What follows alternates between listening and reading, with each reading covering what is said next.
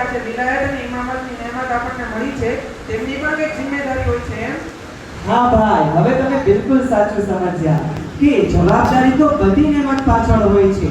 દાખલા તરીકે ઇમામ અલૈહિસ્સલામની વિલાદતનો દિવસ છે તો આપણે નવા કપડાં પહેર્યા, પછી આપણે મહેફિલોમાં આવ્યા, અરીઝા લખ્યા, આ બધું કર્યું. આ બધું જરૂરી પણ છે અને આ મુસ્તહબ વસ્તુ પણ છે અને સારું કહેવાય. પરંતુ એટલું કરીને આપણે અટકી નથી જવાના. એનાથી આગળ વધીને આપણે એમ વિચારવાનું છે કે ઇમામ અલૈહિસ્સલામને શું પસંદ છે અને શું નથી પસંદ. ઇમામ અલૈહિસ્સલામ આપણને કેવા જોવા માંગે છે તે બધી બાબત પર અમલ કરવો જોઈએ.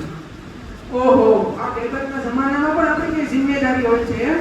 મને તો આ બાબતમાં ખબર જ નથી. તમારી પાસે થોડો સમય હોય તો મને સમજાવો ને. હા, શા માટે નહીં? આપણા આ ગૈબતના જમાનામાં ઘણી બધી જવાબદારીઓ છુપાયેલી છે. જેમ કે ઇમામ અલૈહિસ્સલામની મારિફત હાસિલ કરવી. મારિફત એટલે હું તમને શોર્ટમાં કહું ને તો ઇમામ અલૈહિસ્સલામને શું પસંદ છે તે જાણવું અને શું નથી પસંદ તે જોવું. અને ઇમામ અલૈહિસ્સલામ આ જે વસ્તુ ચાહે છે ને તેના ઉપર આપણે અમલ કરવો. બીજી વસ્તુ કે ઇમામ અલૈહિસ્સલામથી આપણે રાઝો નિયાઝ કરવો, તવસ્સુલ કરવું, એટલે કે એક તરહથી એમની સાથે કોન્ટેક્ટમાં રહેવું. અને ત્રીજી વસ્તુ કે આપણે અલૈહિસ્સલામનો ઇંતજાર કરતો રહેવું જોઈએ.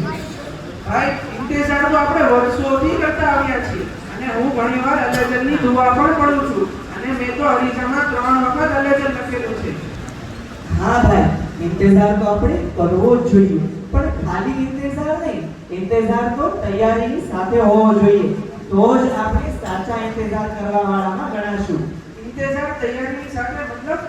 ભાઈ, દરેક ધર્મની કિતાબની અંદર આ નામોથી ઉલ્લેખ છે કે જ્યારે આ દુનિયા જુલ્મ જોરથી અને સિતમથી ભરાઈ જશે ને ત્યારે એક મુંજી એટલે કે નજાત દેવા વાળો આવશે કે જે આ પૂરી દુનિયાને અદલ અને ઇન્સાફથી ભરી દેશે.